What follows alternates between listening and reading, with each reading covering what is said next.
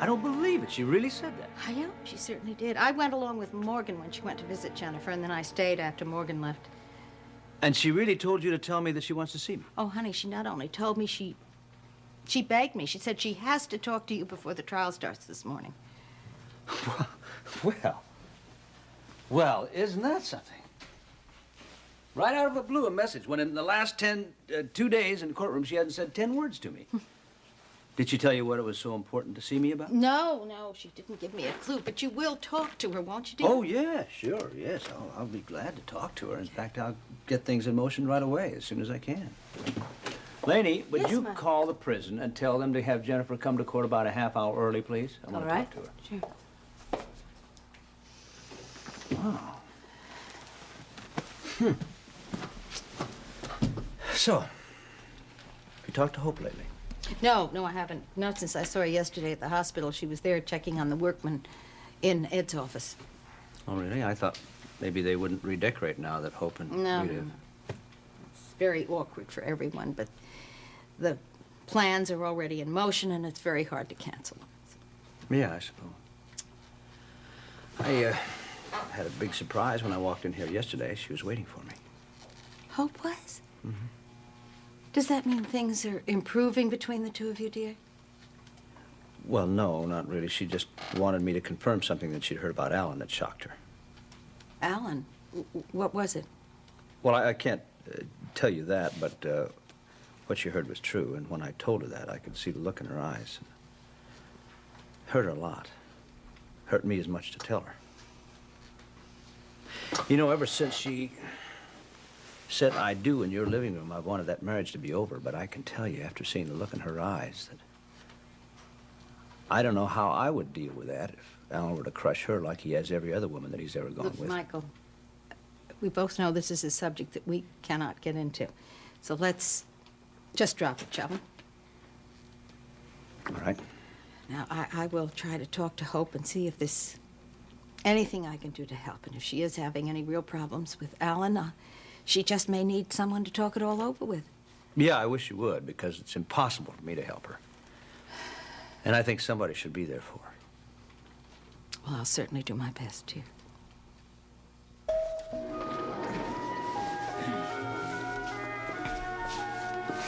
Well, hello there, you two. Oh, well, hello, Hillary. Hello. Hey, how's the restaurant going, Andy? Well, let's just say it's coming. Oh, all right.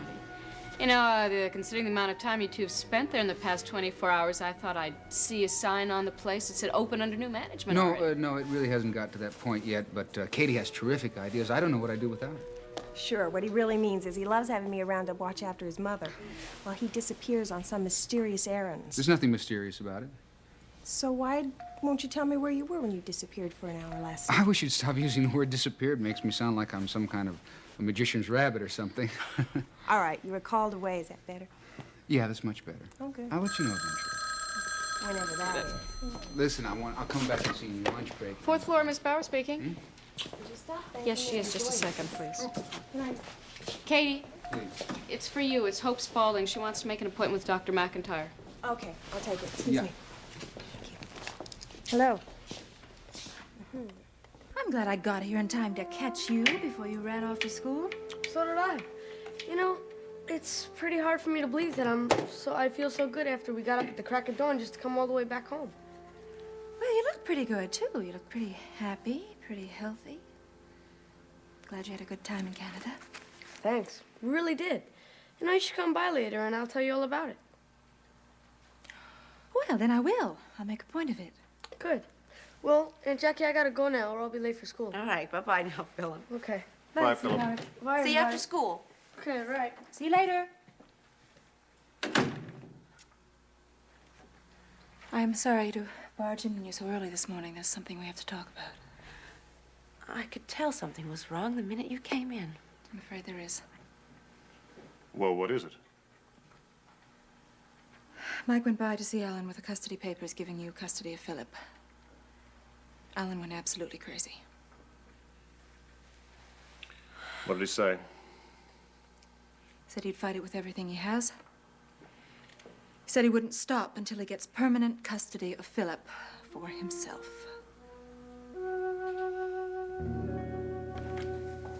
right in here. Jennifer, hi, how are you? Ben, it's so good to see you. Yeah, you too. Listen, I wanted to come by ever since the new trial was granted. Things have been so hectic, I'm sorry. That's all right, I understand. Come on, sit down. Ben, how is Amanda? She's fine. She's really fine. You know, I don't think I'll ever get used to your constant concern for her, you know? I think that, maybe that's why I've always felt so close to you. I think you worry about her about as much as I do. You know, you're my third visitor today. Oh, really? Who else has been here? Well, Morgan came by and Bert. Oh, did, Morgan tell you about seeing Amanda yesterday? No, what happened? Well, they had a kind of a positive reconciliation. Oh, really? Yeah.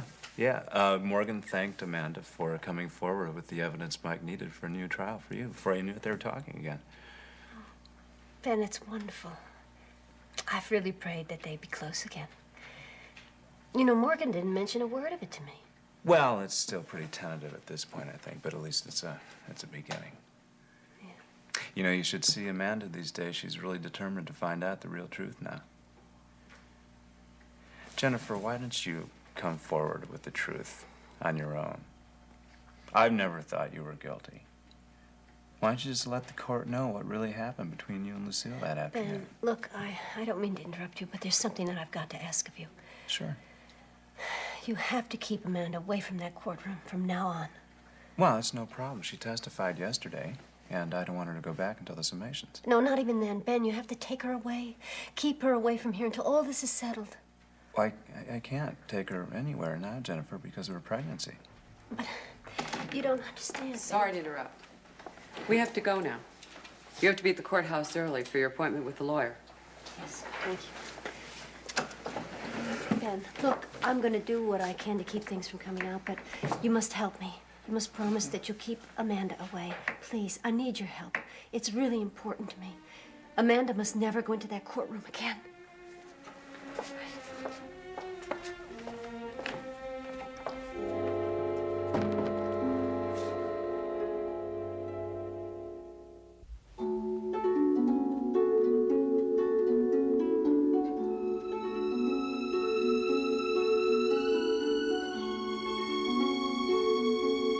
And now, the award-winning Guiding Light.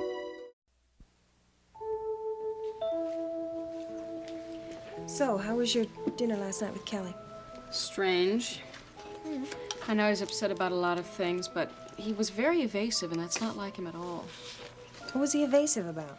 Well, I don't really know. All he said was that he had more problems now than he could really handle by himself, but he never really said what they were. I think maybe men are mysterious by nature. I mean, it's probably one of the things that makes him more attractive. Take Andy, for example. He's one of the most mysterious men I think I've ever met. I mean, all he has to do is just smile and say it's a secret, and I melt and forget to ask him any more questions. Well, that might work for Andy, but Kelly is hardly a mysterious male.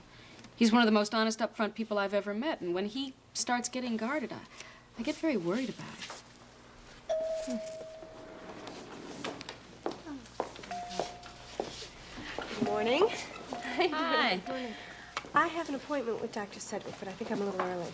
Actually, Dr. Sedgwick is seeing somebody now, but you could wait if you want. All right, thank you.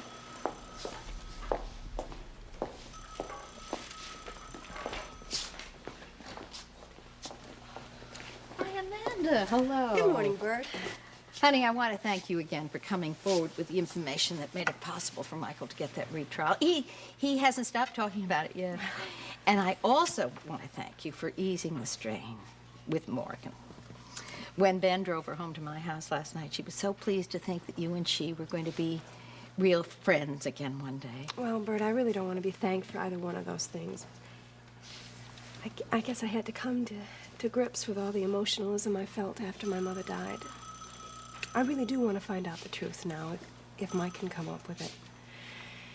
And as for Morgan, well, I guess I allowed my feelings for Jennifer to cloud my thinking where she's concerned. I've always been very fond of Morgan. Oh, I know. I know, she's always told me about the good times you and she used to have together. Well, I guess that's because I remember being very insecure and awkward at her age. I think I admire her sense of independence, even though it can get out of hand sometimes. Oh, I know what you mean by that, yes. too. Have you spoken to Hope this morning? No, dear, I haven't. I called her house, and Emily answered and said that she'd already left the house. Yeah, I called her this morning, too. When you talk to her, would you ask her to call me? Of course I will. And take care of yourself, dear. I will. I know how happy you must be. I guess there's nothing as wonderful as having your first baby. It really is a miracle. Yes, it is. Bye-bye, dear. Hillary. Hi, dear. Honey, if you hear from Hope, will you find me, please, wherever I am? Sure. Okay, thanks. 11 feet, 3 3/4 inches. Huh. You don't know how thrilled I was when Alan told me how many shares he was investing in your name. It was a real vote of confidence for both me and Mom. What? Oh, I hope I haven't let any little cats out of any little secret bags. Maybe he was keeping it as a surprise for you. When did this happen? I'll tell you if you promise me that you won't tell Alan that I goofed and gave it away, okay? I promise. Tell me. Well, yesterday morning, Alan told me that he was investing 10 shares all in your name. Now, from where I sit, that's a wonderful thing for a husband to do, to prove to his wife just how much he loves her.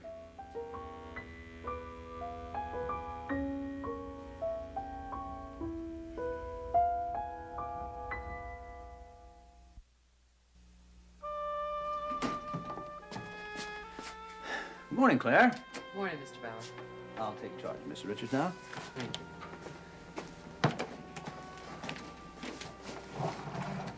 Hello, Mike. Hello, Jennifer. I appreciate your coming here so early.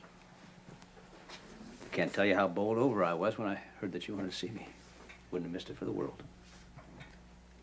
I wanted to talk to you about something which has nothing to do with me or the case. Something which I believe you may have discovered for yourself. Oh, what's that?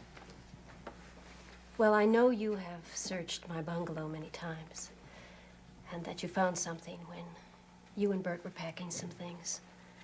Something which I believe you feel has to do with things you thought I was withholding from you. I wanted to talk to you about a document which was in a small metal box that I believe Morgan told you about. Yeah, Morgan told me that you had insisted that you had thrown away that box along with its contents. Well, yes, but I couldn't bring myself to part with something that I've carried with me for so long, since my parents died and I left home. You know, there are even two versions to that story. Mrs. Hamilton, in whose bookstore you worked, told me that you had told her that your mother had given you a string of pearls just before you left home, which would indicate that your mother was alive when you left home. Well, Mrs. Hamilton is on in years.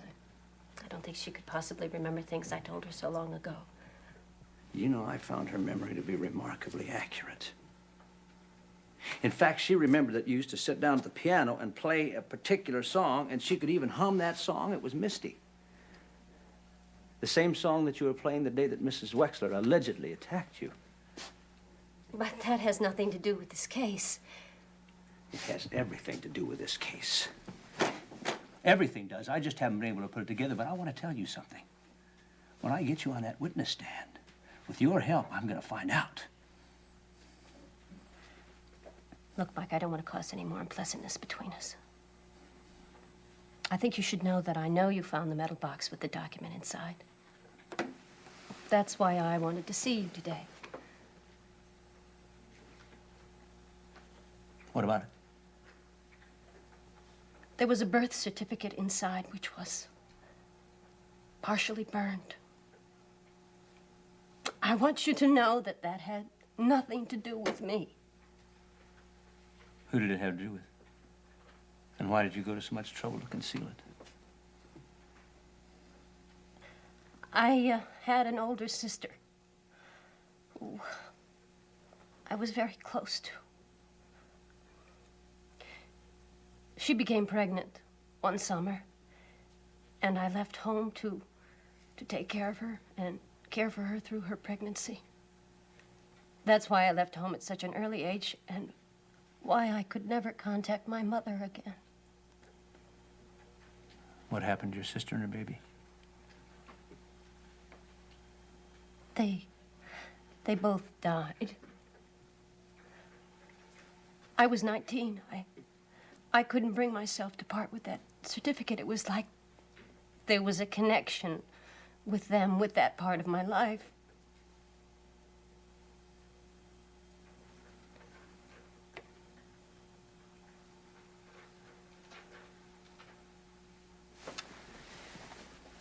What city was the baby born in? But what has that got to do with any of this? I can verify your story. You certainly wouldn't expect me to take you at face value with all the lies you've told me in our personal life and under oath in that courtroom, would you? See, this way I can check with the Hall of Records, and they can tell me all the information that was on that burned document, including the mother. So, what city were they when the baby was born?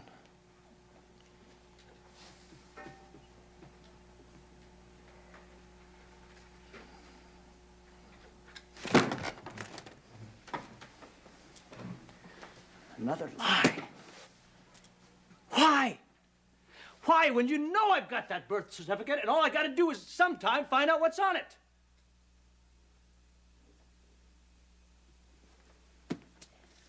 You know, Jennifer, I have ceased to be disappointed in you, but I'll tell you something. I promised I was going to clear you in spite of yourself, and now with this lie, I'm even more determined to do that.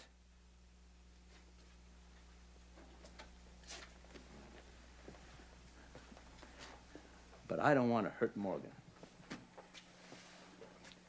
So I suggest that you find a way to tell Morgan that you had an illegitimate baby before I introduce it in the courtroom. But that has nothing to do with this case. When are you going to learn that those lies you've been telling all your life were futile?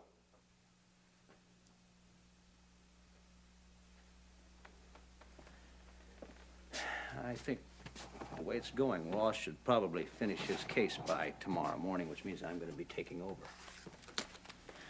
Now, I'm not going to stop until I get the truth. Now, if you think Ross was hard on you, you ain't seen nothing yet. He was just out to win a case, but I got a very personal reason for getting you to tell the truth once in your life. So you think about it, because lies aren't going to help you now, Jennifer. Because I'm not going to let you off that witness stand until I get the whole truth this time.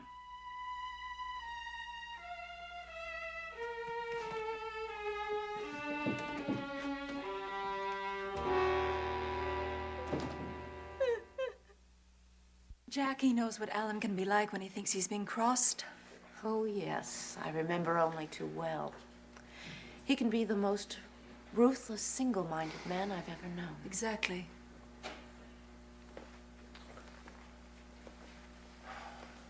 Hope came by yesterday.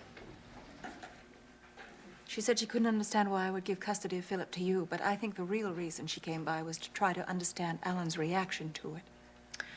I'm sure she's seeing a side of Alan that she's never seen before. And she's probably shaken by it. Oh, I'm sure she's shaken by it. I remember how taken aback I was.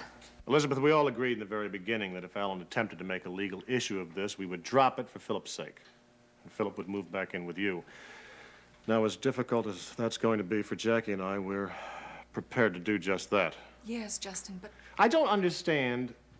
I don't understand why Mike can't go to Alan, say you've changed your mind and you want to retain custody of Philip, and everything could remain as it was before. You're talking about Alan as if he were being rational. He's not. Justin, I assure you, he will not stop until he has permanent custody of Philip for himself. If he has to shake Philip's security to the very roots to do it, he will. I just cannot believe that. Alan loves Philip very much. Elizabeth's right, Justin. All right, then we have to do something before this gets totally out of control. Let's at least have Mike talk to Alan, tell him you've changed your mind, you want to retain custody of Philip, and then we'll see what happens. Right. I'll tell Mike. I'm sorry. I thought I was doing what was right for everyone. I was counting on Alan's happiness with Hope to make the difference, but it seems as if all I've done is create new problems for everyone, including Hope. Yes, I'm sure she's seeing a side of Alan she's never seen before. I'm glad you agree with me about painting the walls white. It's the perfect color to work with. Yes, and light blue will make a perfect accent color. White walls, dark wood, and light blue, it'll give it a very country French appearance. And I think it'll change the appearance of the place completely. That's exactly what we want. Well, good. Then I'll order all the things we need, and I'll ask them to put a rush delivery on it, and if, with any luck, we'll have everything finished in time for the opening. Hope, I can't thank you enough for jumping in like this. You've really been great. Well, I was glad to do it. May I say something? Sure. I can't help see that you're awfully upset about something, even though you are doing your best to hide it. You just looked so terrific and happy when you came back from your vacation. I just hate to see you down like this. Well, I'm glad for your concern, thank you. But I do have a few problems, but I'll work them out. I'll be just fine. I'm sure that you will. But please, if there's anything I can do to help, please feel free to ask me. Well, just keeping me busy in my work has been very helpful. I've got to really get going. You know... An appointment over at the hospital. Uh-huh. Well, you know, after I've finished opening this restaurant and it's running on its own, I'm going to concentrate on Ellen's biography. What that means is I'll have to spend a lot of time talking to you, get an interview down on tape. Well, sure, anytime you're ready. Your input will be invaluable to both me and my readers. I mean, you happen to be the only woman who's made Alan Spaulding happy in marriage. First of all, I think that your courtship and your wedding is one of the most romantic stories ever told. I've seen the wedding album, and I think I'm going to use a picture from it. I'm going to put it in a section devoted to photographs of Alan. And Hope, Alan's little surprise trip to your little island over Christmas, well, should be proof to you of just how well your marriage is working. Alex, I really have to get going. Andy, excuse me.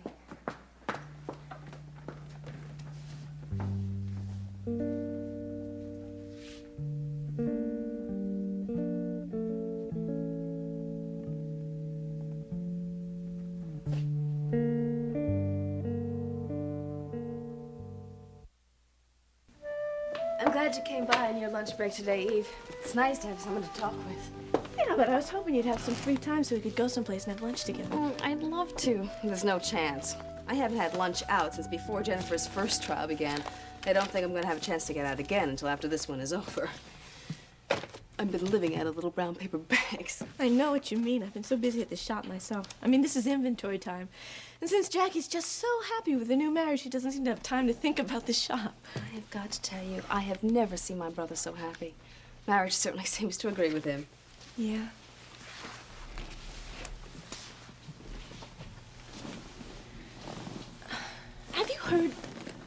Have you talked to Ross since he's come back? Briefly. But only on business. I had to call him in connection with Jennifer's case. Oh, how did he sound when you talked to him? A little on edge, and more than a little nervous. Mike told me that he's more determined than ever to win this time.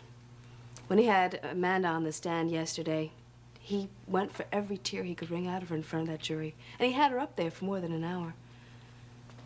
I just don't see how Amanda can take it day after day in that courtroom like that. Ben won't let her be there every day. And Ross is furious about it because he put her on display so much during the first trial. Well, I can't blame Ben for wanting to spare her that. I mean, the baby's due in March, and I mean, she just must be feeling so terrible. What are you doing back here? We are on a lunch break at the courthouse. Hi, Derek. Eve, look, I've got some calls Mike would like you to make. He expects to start his defense day after tomorrow at the latest, maybe even as early as tomorrow. Incidentally, you'll be called to testify right after Ben, just like the last time. Well, I'll be there when you need me. Don't worry about me. Can't say that I'm looking forward to it, though. I'm really dreading it. Anyway, I'm gonna go by the hospital, Laney, and see if I can find Rita and see if she's free for lunch. Okay? Bye, Derek. Yeah, so long. Here's the list. Just a minute, Evie. Are Rita and Ed still separated? Oh, lady, I just don't know what's happening there. I just know how awful it is for her to be there in the hospital and both of them working there together. Anyway, can I see you? Are you going to be home tonight, or are you all booked up with Carter as usual? I expect I'll probably be having dinner with him. That is, depending on what time I get sprung from this place. I'll probably see you tomorrow morning then. Okay. Bye. So long. Well, I hope you've got your social schedule all straightened out now so that we can get down to some business.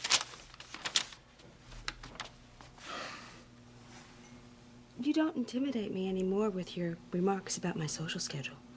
Oh? No, you don't. I think the only reason you're constantly commenting on it is because you don't have one of your own. But you have my full attention now, so go right ahead. Yes. Well, I've got this this list of calls that Mike asked me to give you. Fine.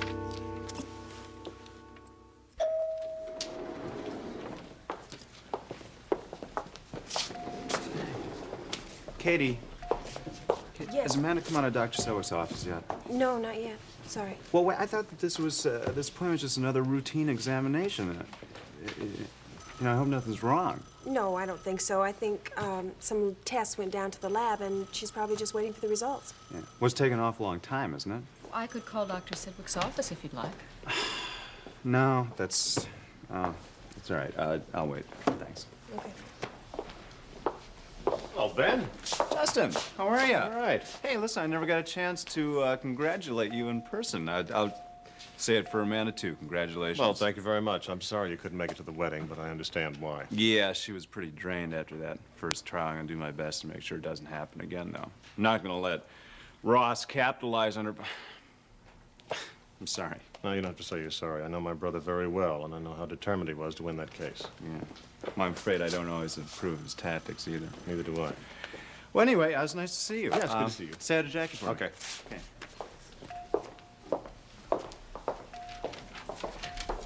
Katie, I am leaving the hospital at 5 o'clock. I have an appointment with Mike Bauer. Now, Dr. Reed's going to cover for me. Okay, fine. And let's see what else. Okay, Logan Stafford's due in today. If I'm not here when he arrives, you can call me at Mike's office, or you can call me at home later.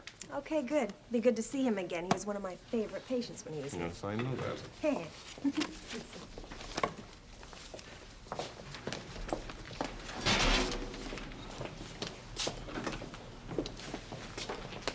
Oh, Ben, hi. Oh.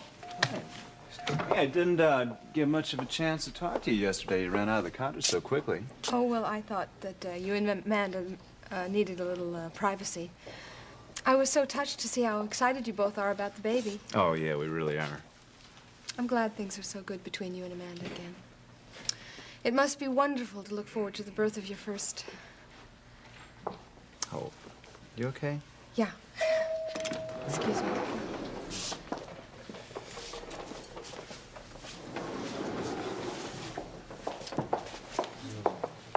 Oh, there you are. I was getting worried about you. Sorry you had to wait so long, but Dr. Sedgwick had a whole lot of tests she wanted to run, and she wanted me to wait until the results came in before I left. What'd she say?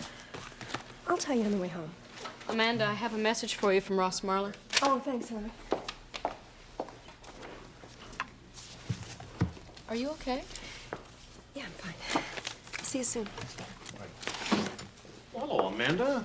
Hi, Justin. Well, it's good to see you looking so well. After all you've been through, I'm sure it hasn't been easy. Thank you. You know, I was just telling Dr. Sedgwick that I hope this will all be over in a few days so I can put it all behind me. Let's hope they find the truth this time. Well, I'm sure Mike Bauer will help you find it. Hope so. Listen, I'll talk to you Take later. care. My love to Jackie. Thank you. Come on, really, how are you? I'm okay. It's just that Dr. Sedgwick thinks that she may want me to stay in the hospital the last few weeks of my pregnancy, just to keep an eye on me. I can't say that I'm thrilled about spending that kind of time away from you, but... Yeah, no, that's fine. That's all right. You know, we just have to think about what's best for the baby. Listen, we have a whole lifetime ahead of us. A few weeks apart won't do us any harm. Oh, that sounds wonderful. A whole life.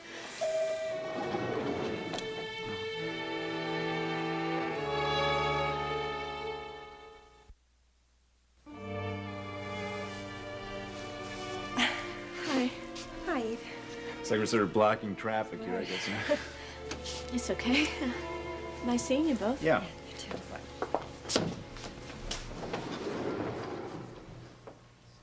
I'm sorry if that was awkward for you. No, it's all right.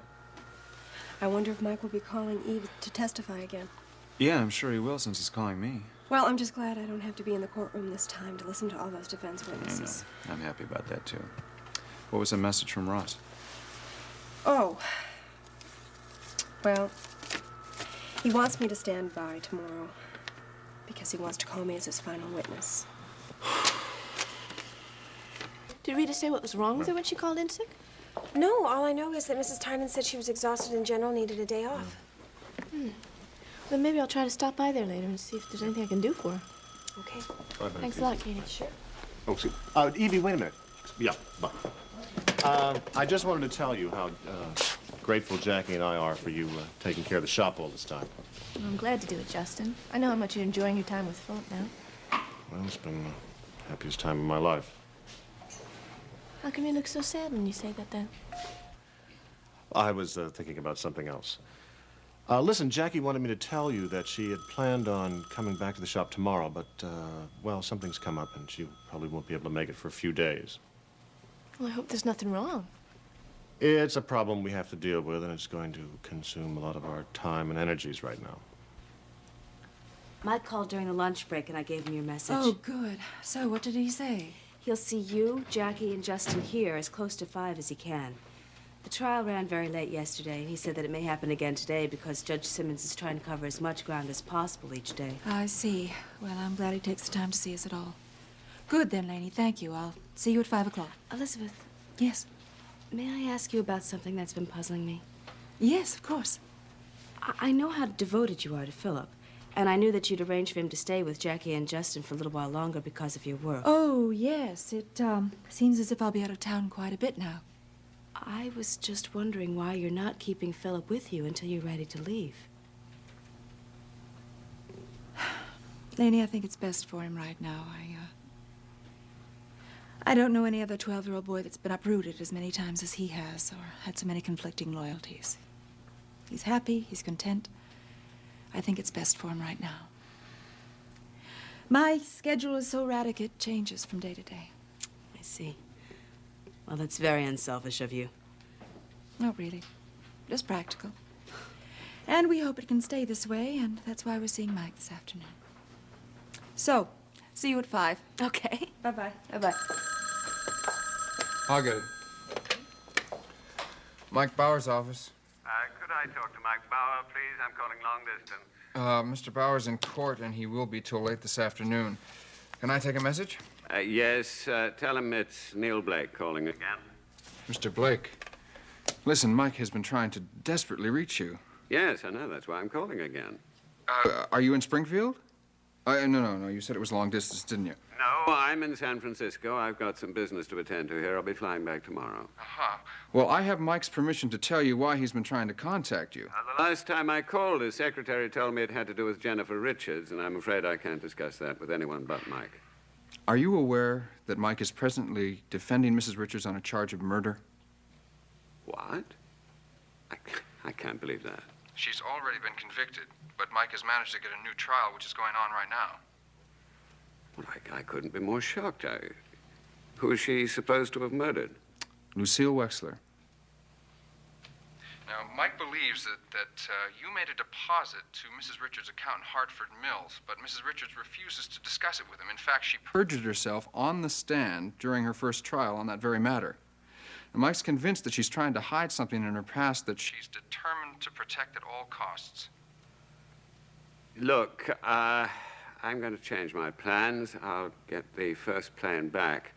Now, I can't go into any of this on the phone, of course, and unless Mrs. Richards agrees, I won't be able to discuss any of it with Mike because of client confidentiality. Well, I understand that, but I'd appreciate it if you'd contact Mike the minute you get back. Yes. Thank you for telling me. Goodbye.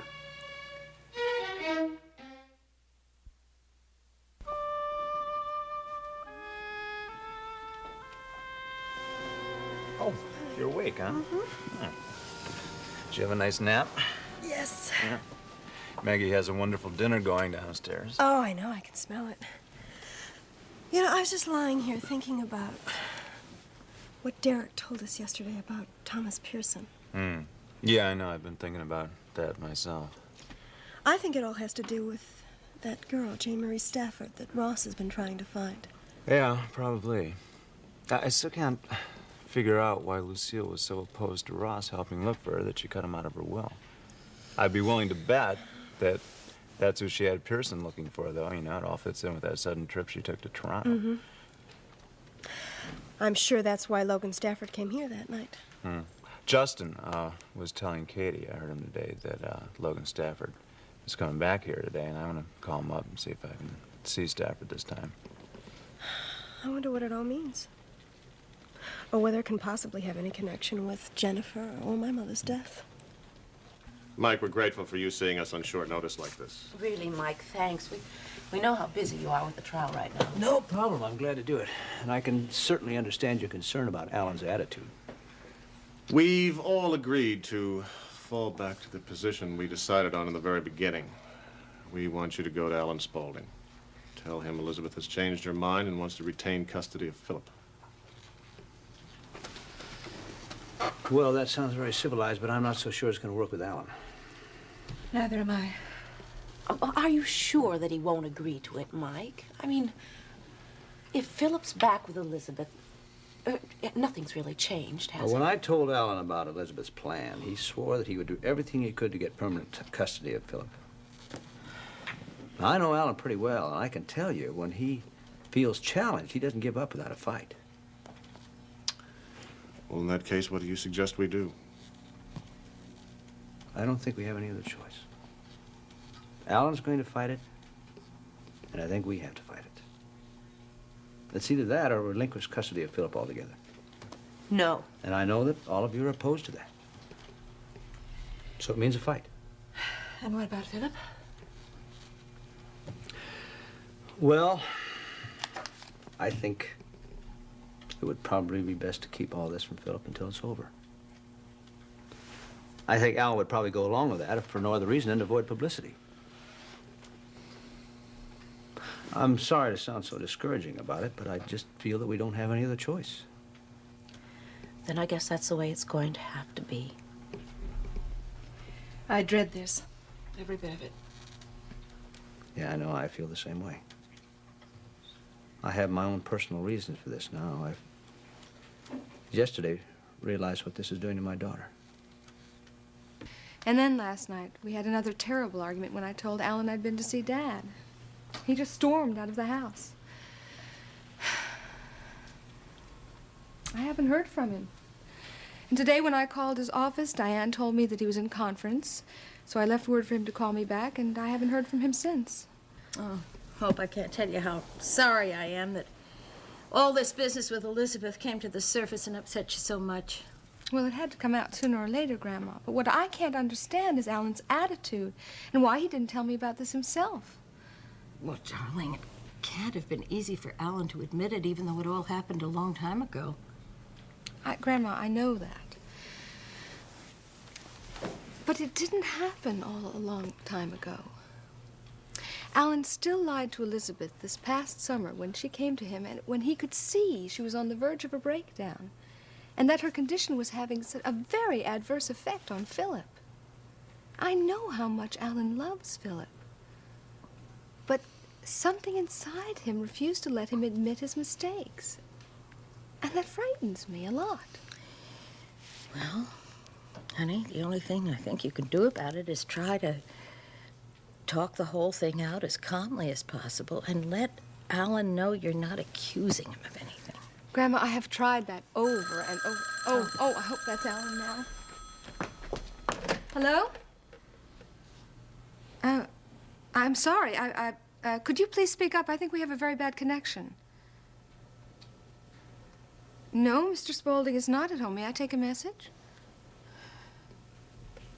Well, that's strange. He hung up. Who was it, dear? I don't know, but he has the strangest voice I've ever heard.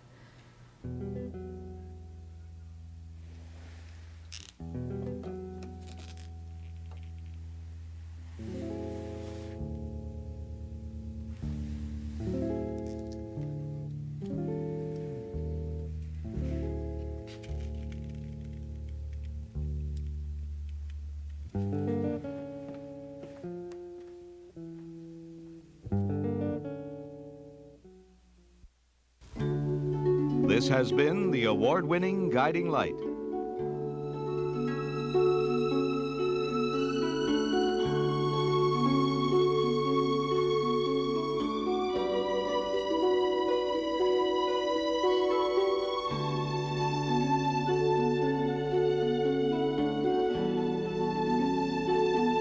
Passions provided by Lily Rubin Salon South Southwest, Emmanuel Kahn, and Barney's.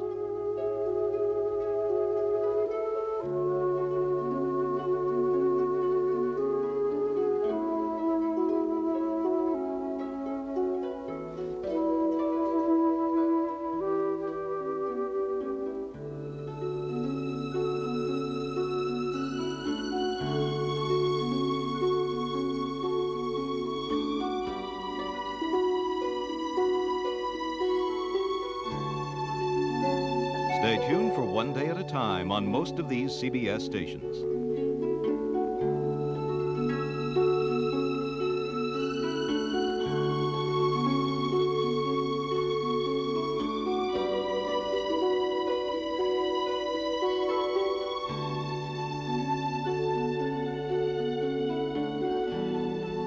Be sure to be with us tomorrow for another full hour of The Guiding Light.